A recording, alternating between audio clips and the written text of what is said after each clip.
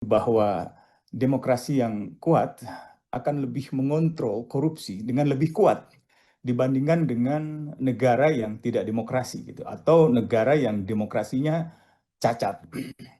Dan ini menyiratkan bahwa demokrasi yang kuat memiliki mekanisme kontrol dalam mencegah dan memberantas korupsi, termasuk melindungi hak asasi manusia. Kalau indeks persepsi korupsinya memburuk, artinya demokrasi Indonesia memburuk. Dan dengan demikian pelanggaran hak asasi manusia meningkat. Atau sebaliknya, perlindungan hak asasi manusia mengalami kemerosotan.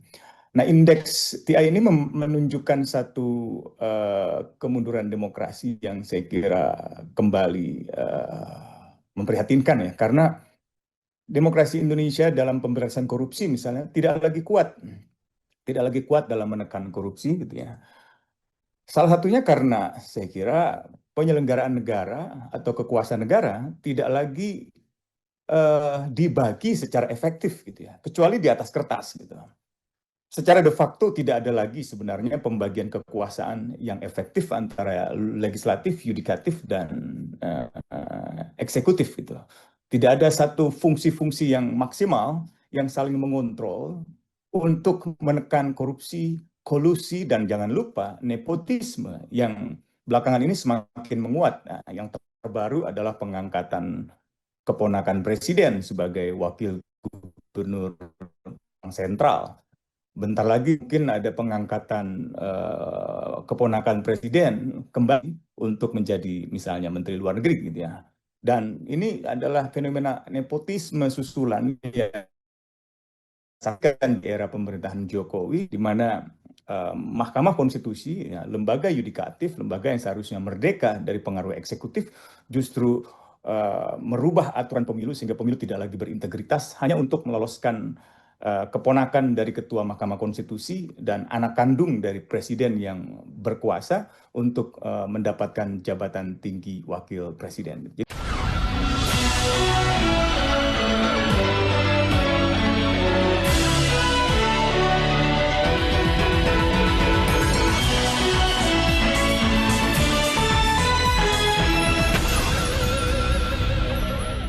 Halo, apa kabar? Assalamualaikum warahmatullahi wabarakatuh. Senang sekali saya Arsman Arif bisa kembali menjumpai Anda semua.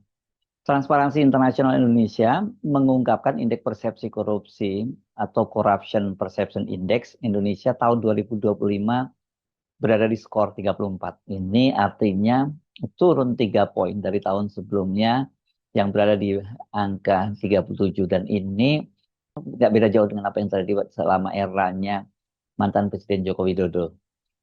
Indonesia menempati peringkat 109 dari 180 negara yang dilibatkan dalam survei, dan di tahun 2024 ini Indonesia berada di peringkat 99.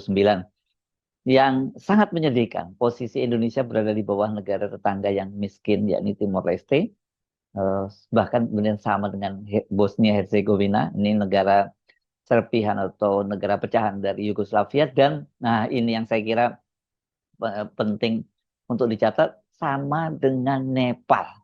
Ironis ya, karena selama ini kita sering dengar olok-olok di kalangan netizen itu kalau perlu dinepalkan gitu ya ketika melihat ada pejabat yang korup. Kan tahun lalu memang kita bisa menyaksikan apa yang terjadi di Nepal itu luar biasa, bagaimana para pejabat yang korup itu diperlakukan oleh para netizen ya, para di Nepal itu ada yang diarak, ada yang dikemplungkan ke sungai dan macam-macam. Program Manajer Transparansi Internasional Indonesia, Ferdian Yazid, yang menyebutkan bahwa dengan anjloknya skor 3 poin, maka Indonesia itu turun 10 peringkat.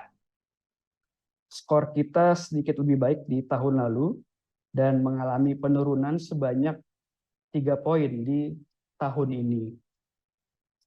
Sedangkan untuk peringkat negara Indonesia dalam CPI, penurunannya cukup besar, yaitu dari peringkat 99 di tahun 2024 menjadi 109 di tahun 2025.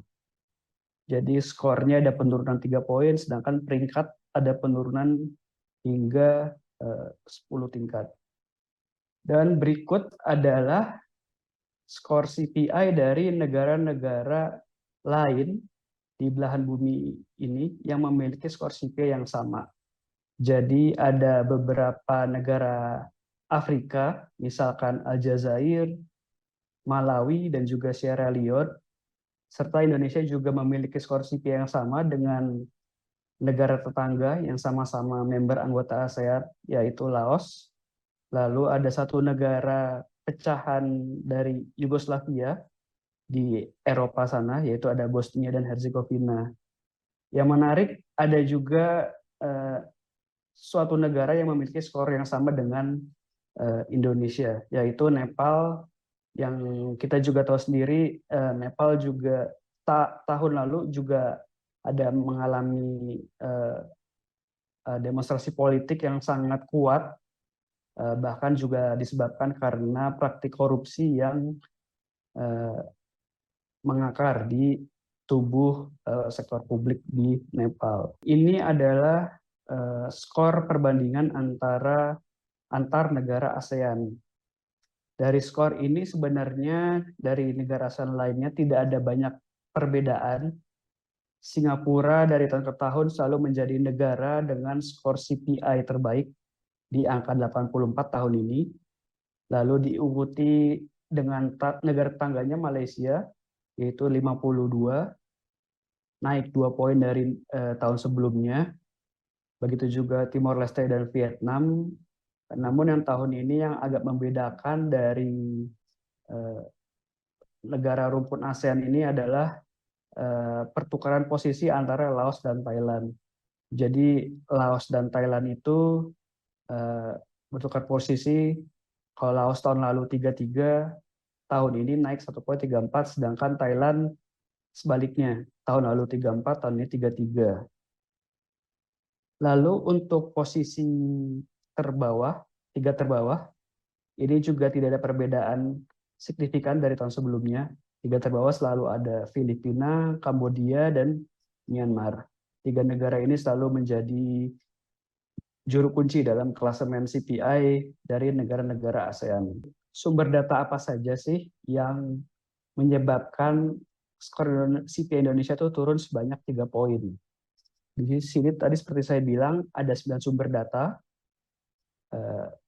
Sebagai untuk disederhanakan, ada dari 9 sumber data, ada 3 sumber data yang mengalami kenaikan meskipun tidak signifikan, yaitu ada World Economic Forum Economic Opinion Survey. Ini bertanya mengenai seberapa besar prevalensi pembayaran tanpa tambahan yang bersifat tidak resmi. Kemudian juga ada World Justice Project, Rule of Law Index, serta Varieties of Democracy Project. Ada kenaikan cuma sangat tidak signifikan, hanya 1 poin. Namun tetap saja kedua sumber data ini, World Justice Project dan juga Varieties of Democracy, itu dua-duanya adalah penyumbang skor terendah CPI Indonesia dari tahun ke tahun. Jadi meskipun ada kenaikan, tapi memang dari tahun ke tahun selalu menjadi juru kunci sumber data CPI. Kemudian ada 2 sumber data yang angkanya stagnan, yaitu ada Political Risk Service International Country Risk Guide dari tahun lalu 33, tahun ini masih 33. Ini sebagai refreshment, ini adalah pertanyaan terkait dengan nepotisme dan juga patronase berlebihan, serta kedekatan antara pebisnis dan politisi. Jadi pebisnis yang diwawancari menganggap ya di era Prabowo sama aja, masih ada tuh yang namanya patronase dan juga nepotisme. Sedangkan untuk skor yang mengalami penurunan, dari 9 sumber data Indonesia ada 4 yang mengalami penurunan. 1 yang paling signifikan penurunannya adalah IMD World Competitiveness Yearbook. Ini skor tahun 2024 ada sebesar 45, dan tahun ini 2025 skornya turun cukup dalam, menurun sekitar 19 poin ke 26. Ini yang bertanya mengenai pertanyaan yang cukup simpel. Korupsi, ada tidak? Suap dan korupsi, ada atau tidak ada? Oh, ternyata para responden dari pebisnis ini banyak menjawab bahwa korupsi itu semakin banyak di Indonesia di tahun 2025 ini. Kemudian Bertelsmann Foundation Transformation Index ini bertanya mengenai efektivitas pencegahan dan penegakan hukum terhadap tindak pidana korupsi. Tahun lalu skornya ada di angka 39, sedangkan tahun ini skornya turun 9 poin ke angka 30, dan ini menunjukkan bahwa persepsi pakar yang menjadi responden bilang kalau Indonesia ini sistem pencegahan korupsinya masih belum efektif. Lalu ada dari PRC Asia Risk Guide yang bertanya mengenai korupsi itu seberapa parah di tempat negara beroperasi. Ini juga mengalami penurunan sekitar 4 poin dari 38 ke 34. Pada tahun ini, seperti tadi disampaikan oleh Iza, kami mengambil tema korupsi, ruang sipil, dan juga akses pada keadilan. Di sini kami coba melakukan analisis, misalkan terkait aspek demokrasi, kami melakukan cross-tab perbandingan data antara data Economist Intelligence Unit Democracy Index dengan skor Corruption Perception Index yang dirilis oleh TI, di mana EIU dia melakukan 3 kategorisasi. Pertama, negara dengan demokrasi penuh, full demokrasi. Lalu negara dengan demokrasi yang cacat atau flawed demokrasi. Lalu yang ketiga adalah non-democratic regime. Di sini kelihatan rata-ratanya negara dengan demokrasi yang baik skornya ada di 71, sedangkan negara dengan demokrasi yang cacat memiliki skor CPI rata sekitar 47, sedangkan negara yang rezim non-demokratik memiliki skor sebesar 32. Jadi cukup rendah. Dan di sini kita juga melakukan cross-check bahwa ada relasi antara demokrasi yang kuat pasti lebih mampu mengontrol korupsi lebih efektif daripada demokrasi yang cacat ataupun rezim otoritarian. Merespon pemaparan dari Transparansi Internasional, Direktur Amnesty International Indonesia, Usman Hamid, mengaku dia nggak terkejut sih dengan data itu, tapi dia miris karena tadi itu skor dan peringkat Indonesia setara dengan Laos dan Nepal dan berada di bawah Timor Leste, negara miskin tetangga kita yang dikabarkan sekarang ini berada di ambang kebangkrutan. Temuan ini tidak mengejutkan dan sudah bisa diduga jika kinerja Indonesia dipersepsikan lebih buruk dalam pemberantasan korupsi, dan juga bila dikaitkan dengan perlindungan kebebasan sipil maupun juga akses peradilan, yang ketiganya dalam paparan Bung Didi tadi tidak bisa dipisahkan, bahkan saling terkait. Saya cukup miris melihat Indonesia hanya setara dengan Laos dan berada di bawah Vietnam, berada di bawah Malaysia, apalagi Singapura. Bahkan berada di bawah negara baru, Timor Leste, yang dulu sempat menjadi salah satu provinsi terkorup dan termiskin di Indonesia. Indonesia hanya setara dengan Bosnia, negara yang hancur pada 1992-an, setara dengan Nepal yang tahun lalu mengalami kekacauan sosial politik akibat mengakarnya praktik korupsi. Nah, temuan indeks persepsi korupsi dari Transparansi Internasional ini harus dijadikan semacam otokritik dan juga bahan evaluasi yang serius bagi Indonesia di dalam membenahi pemberantasan korupsi, kemunduran demokrasi, dan juga kemandirian peradilan. Yang kedua, saya ingin menjelaskan tanggapan saya tentang hubungan-hubungan antara demokrasi dan hak asasi manusia serta pemberantasan korupsi. Saya setuju bahwa demokrasi adalah satu sistem pemerintahan yang dipercaya bisa mengontrol korupsi dan melindungi hak asasi. Kesimpulan TI tadi kita dengar sama-sama adalah kesimpulan yang saya kira masuk akal, yaitu bahwa demokrasi yang kuat akan lebih mengontrol korupsi dengan lebih kuat dibandingkan dengan negara yang tidak demokrasi gitu, atau negara yang demokrasinya cacat. Dan ini menyiratkan bahwa demokrasi yang kuat memiliki mekanisme kontrol dalam mencegah dan memberantas korupsi, termasuk melindungi hak asasi manusia. Kalau indeks persepsi korupsinya memburuk, artinya demokrasi Indonesia memburuk. Dan dengan demikian pelanggaran hak asasi manusia meningkat. Atau sebaliknya, perlindungan hak asasi manusia mengalami kemerosotan. Nah, indeks TI ini menunjukkan satu kemunduran demokrasi yang saya kira kembali memprihatinkan ya, karena demokrasi Indonesia dalam pemberantasan korupsi misalnya tidak lagi kuat dalam menekan korupsi gitu ya. Salah satunya karena saya kira penyelenggaraan negara atau kekuasaan negara tidak lagi dibagi secara efektif gitu ya, kecuali di atas kertas gitu. Secara de facto tidak ada lagi sebenarnya pembagian kekuasaan yang efektif antara legislatif, yudikatif, dan eksekutif gitu. Tidak ada satu fungsi-fungsi yang maksimal yang saling mengontrol untuk menekan korupsi, kolusi, dan jangan lupa nepotisme yang belakangan ini semakin menguat. Nah, yang terbaru adalah pengangkatan keponakan presiden sebagai wakil gubernur Bank Sentral. Bentar lagi mungkin ada pengangkatan keponakan presiden kembali untuk menjadi misalnya menteri luar negeri gitu ya.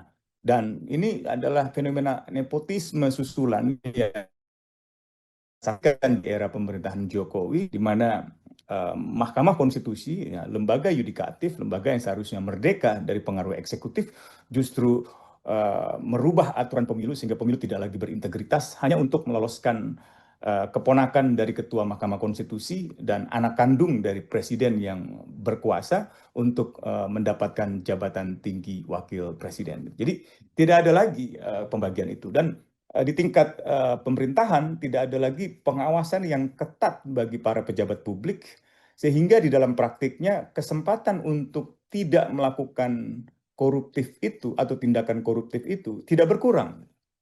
Nah, yang kedua, demokrasi yang kuat yang tadi disampaikan oleh Bung Gidi juga menarik. Demokrasi yang kuat diasumsikan memiliki ruang sipil yang kuat gitu ya.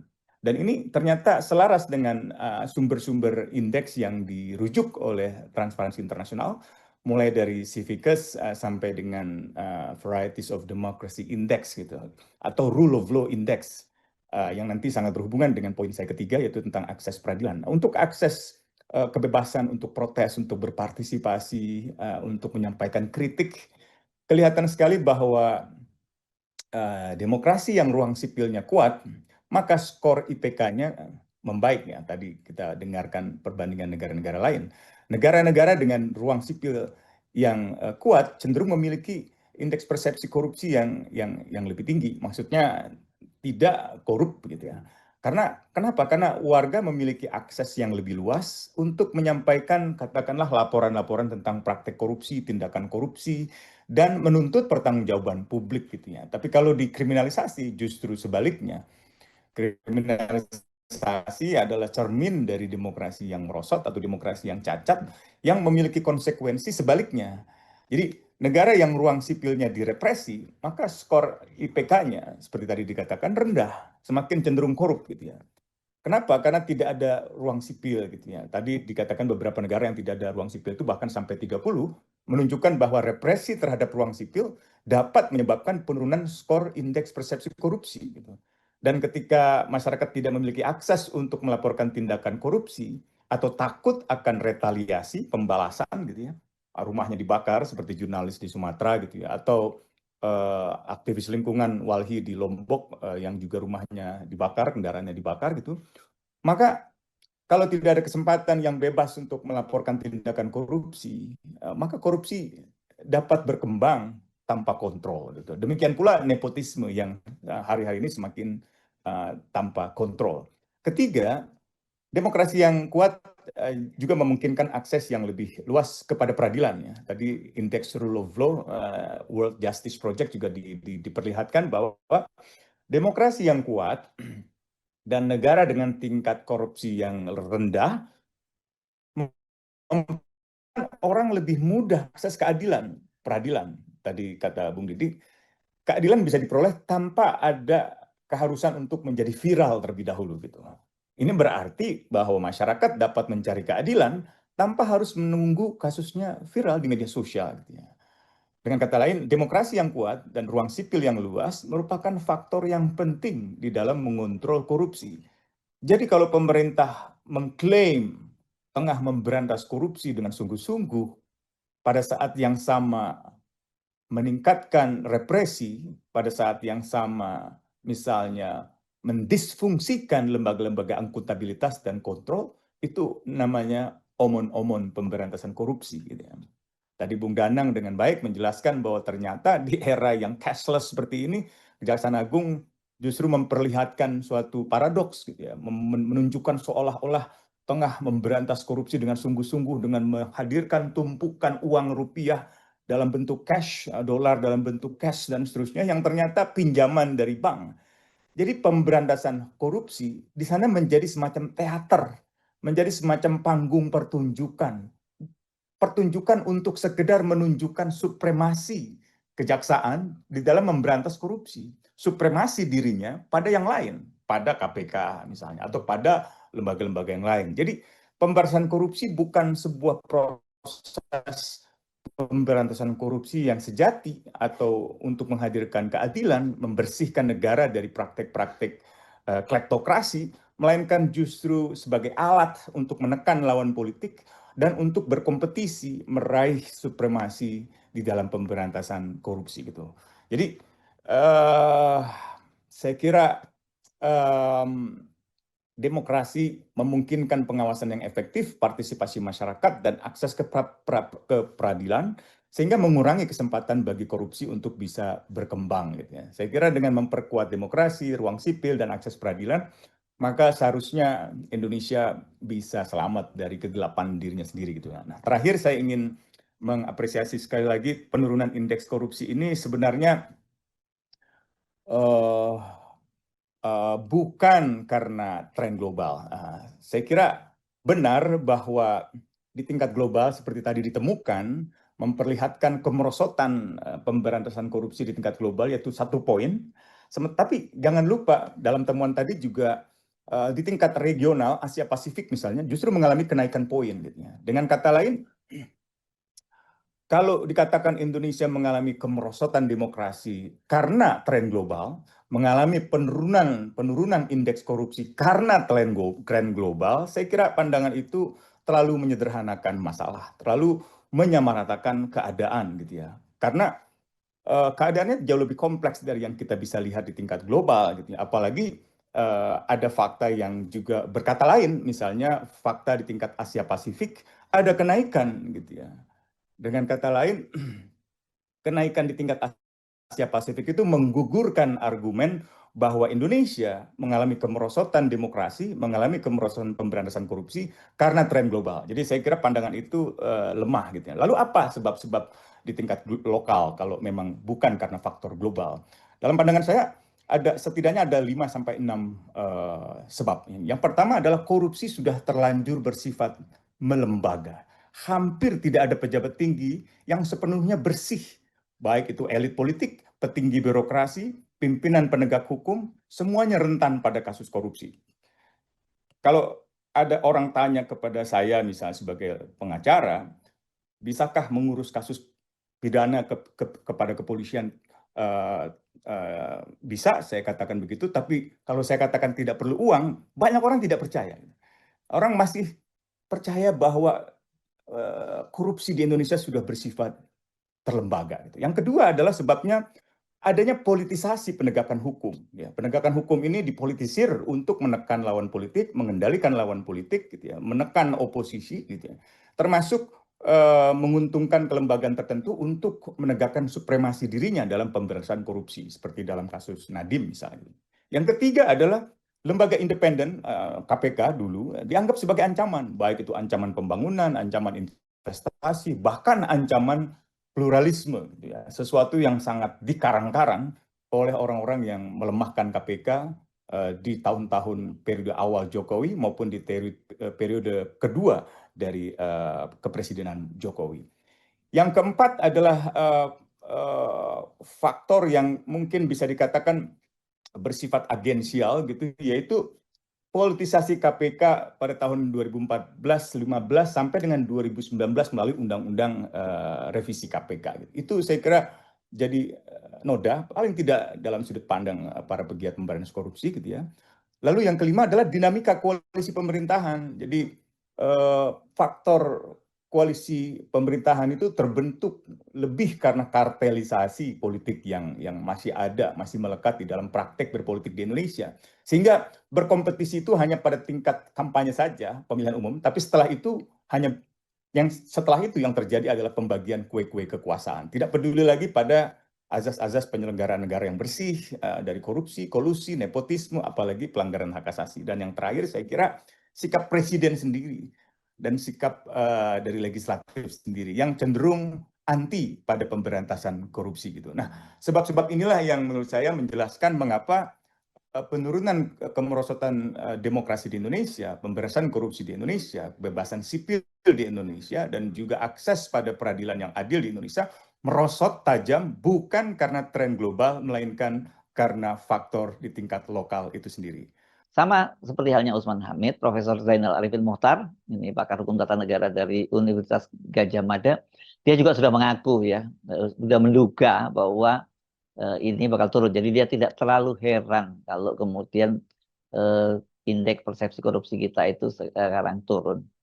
Saya mau komentar beberapa hal. Satu, saya kira tentu saja selamat buat TI yang secara konsisten mengeluarkan lagi. Sama dengan pembicara tadi, tidak ada yang mengherankan, dan penurunan 3 poin ini sudah terprediksi sebenarnya. Nah, yang menarik memang yang paling gila penurunannya itu adalah AMD ya. AMD turunnya 19 poin, lalu kemudian Bertelsmann Foundation Transformation Index itu turunnya 9 poin, Political Economical Risk Consultancy itu turunnya 4 poin, Economist turunnya 1 poin, sedangkan yang lainnya PRS dan Global Insight itu stagnan, selebihnya naiknya tidak tinggi. Yang stagnan itu, diingat teman-teman, yang stagnan ini mainnya memang sudah buruk dari dulu, dan sedangkan yang lainnya turunnya ini sangat besar.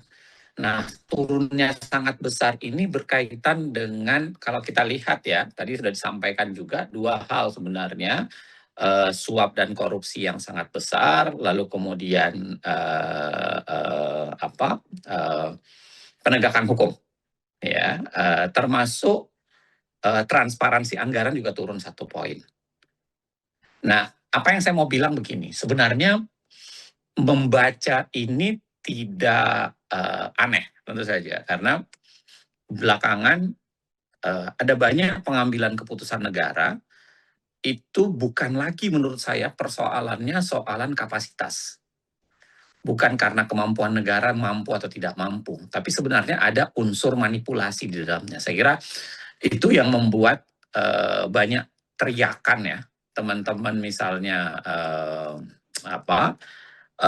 teman-teman Selios yang kemudian melaporkan ke UN soal angka pertumbuhan ekonomi Indonesia misalnya, soal angka pengangguran misalnya, ya, yang lain-lain sebagainya, yang itu lahir sebenarnya dari bukan lagi soal kapasitas, tapi lahir dari kemungkinan manipulasi. Saya kira model itu sangat mempengaruhi satu. Yang kedua, yang saya kira tidak kalah mempengaruhi adalah memang di penegakan hukum. Saya setuju tadi dengan Mas Danang, sudah menyampaikan banyak hal. Tapi jangan lupa, saya kira problem di penegakan hukum itu bukan hanya sekedar bagaimana show mereka, tetapi juga catatan terhadap kemampuan Indonesia untuk menyesuaikan dengan perkembangan global. Saya kira ini udah hampir belasan tahun kita mendapatkan catatan dari UNCIC misalnya, United Convention Against Corruption, di mana Indonesia tidak kunjung melakukan penyesuaian yang memadai terhadap aturan pemberantasan korupsi di Indonesia. Banyak sekali catatan, termasuk soalan upaya untuk memperbaiki, misalnya kayak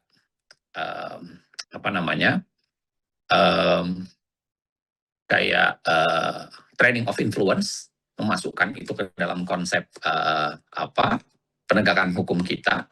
Dan di sini memang menurut saya ada sumbangan langsung dari economist intelligence untuk itu. Yang kedua juga ada banyak pasal-pasal yang sudah terbukti sekian lama punya perdebatan panjang, misalnya pasal 2, pasal 3, yang saya kira perbaikan ke arah sana itu akan cukup banyak mempengaruhi, termasuk pembicaraan soal konflik kepentingan. Memang konflik kepentingan ini kita tidak menurun, tapi kita stagnan di poin kecil, ya, poin 20-an. Jadi dari skala 100 sampai 100 kita stagnan di poin 20-an. Nah, yang ketiga, saya mau bilang bahwa besar atau kecil, saya meyakini agak berbeda dengan Mas Usman, saya lebih setuju dengan Mbak Linda, ada sumbangsi global, ya, yang memang bergerak ke arah lebih, saya menyebutnya lebih konservatif dan otoritarian. Tetapi memang berbeda, tidak semuanya sama.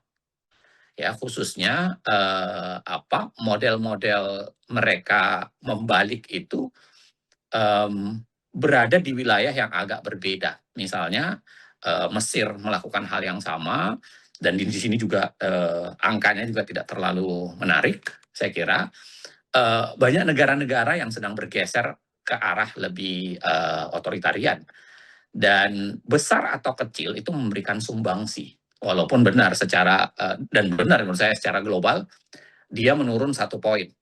Dari 43 menurun menjadi 42. Tapi jangan lupa, 43 itu adalah angka yang sudah bertahan selama 9 tahun.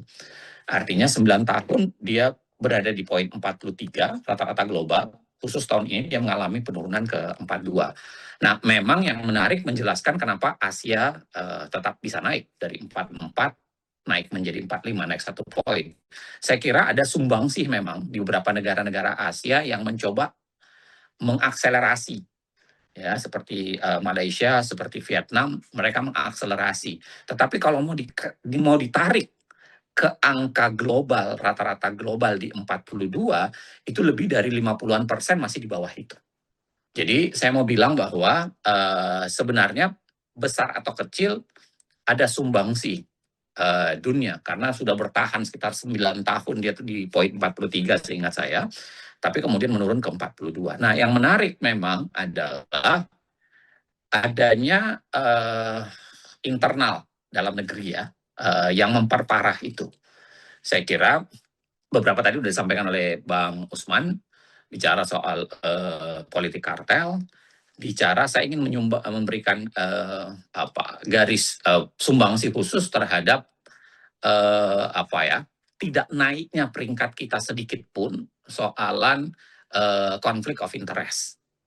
Ya, karena ini kita tetap bertahan di poin yang jelek, di mana dari dulu sampai sekarang kita melanggengkan praktik politik di mana pengusaha itu berbarengan dengan penguasa.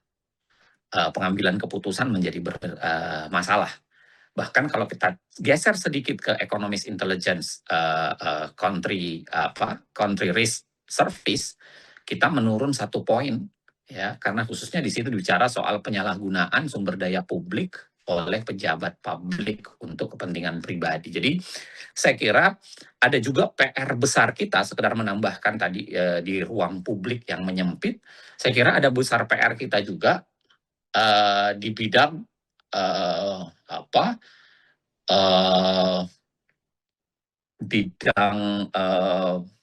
konflik kepentingan, konflik of interest, dan memang kita tidak kunjung mencoba menyelesaikan masalah. Coba kalau kita baca baik-baik aturan kita yang mencoba menyelesaikan konflik kepentingan itu satu-satunya ada di Undang-Undang 30 2014 ya, soal administrasi pemerintahan yang bicara soal kalau ada konflik kepentingan dia harus dilaporkan ke atasan. Tapi terbukti saya kira dalam 11 tahun Indonesia stagnan di wilayah itu karena memang tidak kunjung ada progres memadai dari aturan itu, plus aturan itu terlalu minimalis kalau kita bicara soal konflik kepentingan. Nah, yang berikutnya saya kira yang menarik memang adalah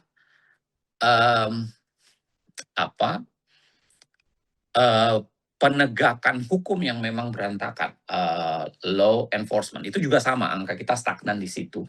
Saya kira sumbangsinya dan itu menyumbangkan angka yang tidak kecil ya menurut saya, karena poin rata-rata dunia 100, rata-rata 100 kita main di 20-an. Nah, saya kira problem-problem interupsi politik terhadap penegakan hukum saya kira besar sekali. Upaya untuk memanipulasi checks and balances juga berjalan sangat luar biasa, ya kan? Begitu juga interupsi pada penegakan hukum yang dilakukan oleh kemampuan politik, yang itu seringkali juga mempengaruhi penegakan hukum. Nah, saya mau bilang bahwa kita tidak beranjak dari tempat itu karena belum ada efek yang memadai. Saya kira, saya nggak tahu nih kapan akan diluncurkan misalnya perbaikan kepolisian, ya, komite reformasi kepolisian. Saya belum tahu kapan. Saya juga belum tahu isinya. Tapi kalau kita bicara soal reformasi di tingkat kepolisian, saya selalu mengatakan bahwa agak keliru kalau kita mereformasi kepolisian tanpa mereformasi secara keseluruhan sektor pertahanan dan keamanan. Jadi korelasinya dengan tentara, korelasinya dengan polisi, bagaimana tentara dengan pertahanan, dan korelasinya polisi dengan keamanan. Jadi kalau kita hanya merujuk saja begitu saja pada perbaikan di sektor kepolisian, saya kira tidak akan kunjung naik. Nah, saya yakin penangkapan hakim belakangan ini barangkali belum masuk angka ini. Karena separuh angka ini saya lihat adalah survei-survei yang sedikit lebih ke belakang gitu ya. Belum masuk beberapa hari belakangan penangkapan beberapa hakim. Kalau dugaan saya, tanpa bermaksud menjadi cenayang, saya kira 2026 angkanya akan makin memprihatinkan kalau dilihat dari World Justice Project Rule of Law Index ini, karena ini sumbangsihnya besar menurut saya kalau kita bicara soal angka yang sangat kecil kita karena ini yang paling mengecil ya. Nah, khusus soalan politik dan hukum ketatanegaraan, saya kira tadi saya sudah sampaikan bahwa sebenarnya problem terbesar adalah imajinasi kita soal negara seringkali bukan lagi soal serius atau tidak serius, tapi lebih bersifat manipulatif. Manipulatif dalam bentuk pemberantasan korupsi, manipulatif dalam penyusunan kebijakan, manipulatif dalam menjalankan apa yang harus dilakukan. Dan saya kira kalau ini dipertahankan, saya khawatir angka ini akan terus menurun. Padahal penurunan 3 poin itu dalam 1 tahun menurut saya adalah penurunan yang cukup kencang ya. Cukup kencang itu kalau 3 poin dalam 1 tahun. Dan memang penurunan 3 poin ini sudah berapa kali terjadi, khususnya di zaman Pak Jokowi maupun khususnya di zaman Prabowo. Dan saya kira memang Jokowi dan Prabowo punya korelasi yang relatif sama. Kalau para pakar tadi menyatakan bahwa dia nggak terlalu heran ya. Ya, karena memang tanda-tandanya semacam itu sebenarnya sudah mulai bisa dirasakan. Ini persepsi, ini dia mewawancari para pelaku di lapangan gitu, bagaimana mereka yang berasal dari dalam maupun luar negeri menilai korupsi yang ada di Indonesia itu. Dan ini bukan sekedar seperti survei-survei biasa. Ini adalah merupakan persepsi dari pengalaman mereka langsung di lapangan.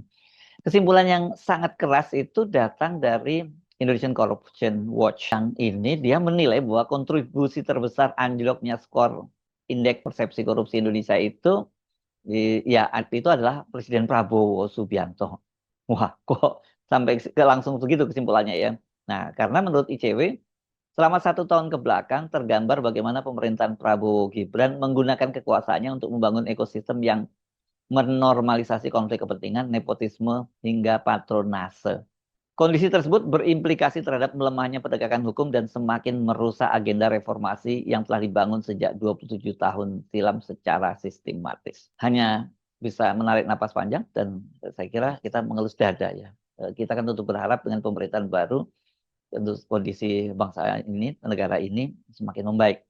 Tapi kalau kita membaca seperti ini, indeks persepsi korupsi semacam ini, yang ini akan jadi patokan para pelaku bisnis di dunia internasional dan juga negara-negara lain, bagaimana mempertimbangkan untuk investasi di Indonesia, ya ini akan makin jauh ya. Kalau tingkat korupsinya semakin mengkhawatirkan, bukannya naik, ini malah turun. Saya Arif, sampai jumpa lagi. Wassalamualaikum warahmatullahi wabarakatuh.